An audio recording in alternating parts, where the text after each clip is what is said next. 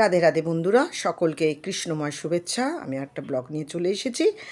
তোমাদের সকলকে পুরোটা দেখার জন্য অনুরোধ রইল। আর যারা নতুন তারা অবশ্যই লাইক শেয়ার সাবস্ক্রাইব করে দিও, তাহলে ভালো লাগবে আমার। আর এখন বাজে সন্ধ্যে 7:30। প্রভুজি মানে আমার কর্তা আর কি বাজার নিয়ে চলে এসেছে, সমস্ত বাজারগুলো গুছিয়ে রাখবে। কিন্তু আমি বসে পড়েছি কচুর শাক নিয়ে, কারণ কচুর শাক আগের দিনে কেটে না রাখলে হয় না।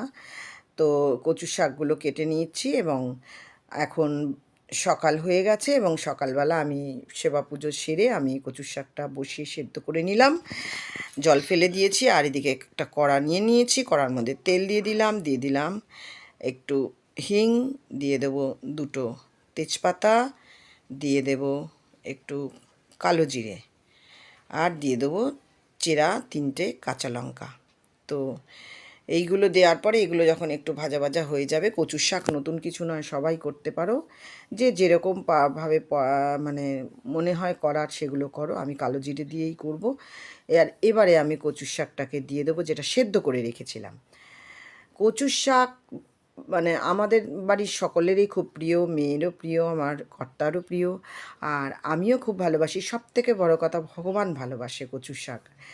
তো ভগবানের জন্য কচুর শাক ভোগ আমাদের প্রায় সমস্ত ভক্ত বাড়িতেই আমি প্রসাদ পাই।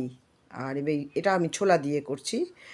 ওদিকে আমি একটুখানি খুব তাড়াহুড়ো, আজকে দ্বাদশী, একটু পরমান্ন করব। তো এদিকে এটা সেদ্ধ হয়ে গেছে। এবার আমি দিয়ে দিলাম কাঁচা লঙ্কা, আর একটা দিয়ে দিলাম, আর হলুদ গুঁড়ো দিয়ে দিলাম, কাশ্মীরি মির্চও দিয়ে দিলাম রঙের জন্য, নুন দিয়ে দিলাম। পরপর দিচ্ছি আর নেড়ে যাচ্ছি। ভিডিওটা বড় হয়ে যাচ্ছিলো তাই একটু শর্ট করে দিয়েছি। এদিকে পরমান্নটা হয়ে এসেছে, কচুটাও আমার হয়ে এসেছে। চিনি দিয়ে দিলাম আর দিয়ে দেবো একটু গরম মশলা। ব্যাস, রেডি হয়ে গেল কচুর শাক। এবার আমি কচুর শাকটাকে একটা বাটিতে তুলে নেব। রান্নাগুলো হচ্ছে, প্রচণ্ড গরম, ভীষণ কষ্ট লাগছে। আর এদিকে আমি পারণটা করে নেব, কারণ পারণ করার তো একটা সময় থাকে, সময়টা পেরিয়ে গেলে আর হবে না, আর একাদশী পণ্ড হয়ে যাবে যদি না পারণটা করি। গরমে দেখছো আমার কি অবস্থা হয়েছে, একদম ঘেমে চেমে নিয়ে গেছি একেবারে।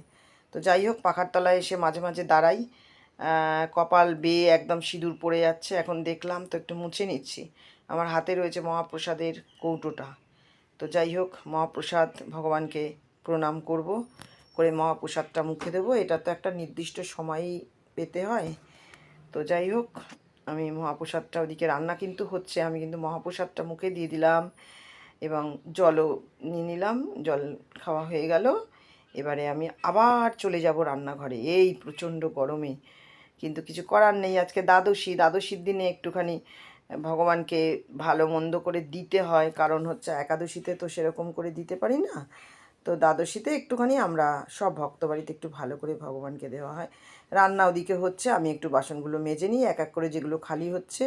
তো আমি পরমান্নর মধ্যে দিয়ে দিচ্ছি বাতাসা। আমি আজকে বাতাসা দিয়েই পরমান্নটা করব, কেন কি আমার মেয়ে খুব ভালোবাসে এই গুড়ের পায়েসটা। তো গুড় তো এখন শীতকাল নয়, পাবো না, ওই জন্য বাতাসা দিয়ে করছি, একটু রং হবে।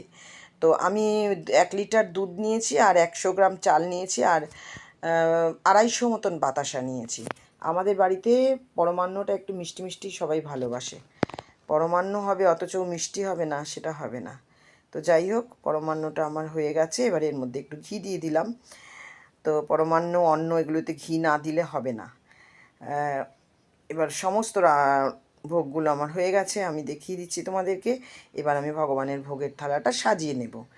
তো তোমরা সঙ্গে থাকো, কেউ স্কিপ করো না। তো অন্নটাকে নিয়ে নিয়েছি আমি, যেটার মধ্যে করি ছোট্ট মতো একটা ওটার মধ্যেই আমি ভগবানকে অন্নটা দিয়ে দিলাম। আর বাকি ভোগগুলো আমি এবারে নিয়ে যাব, কিন্তু তার আগে শশা দিয়ে একটুখানি সাজিয়ে দিচ্ছি। সাজিয়ে গুছিয়ে দিতে কিন্তু খুব ভালো লাগে। বাড়িতে তোমাদের গেস্ট এলেও তোমরা যেরকম একটা থালা দিয়ে তার চারপাশে বাটি দিয়ে দাও, বা আমরা দিই, তো আমরা সেইটা এখন ভগবানকে কিন্তু আমরা ঠিক ওইভাবে গুছিয়ে সাজিয়ে দিই। তো ভোগগুলো সমস্ত এবার ঠাকুর ঘরে নিয়ে চলে এসেছিলাম।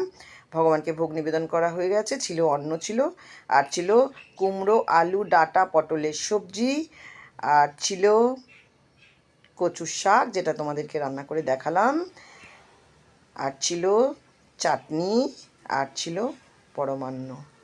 তো গরমের মধ্যে আমি এইটুকুই করতে পেরেছি।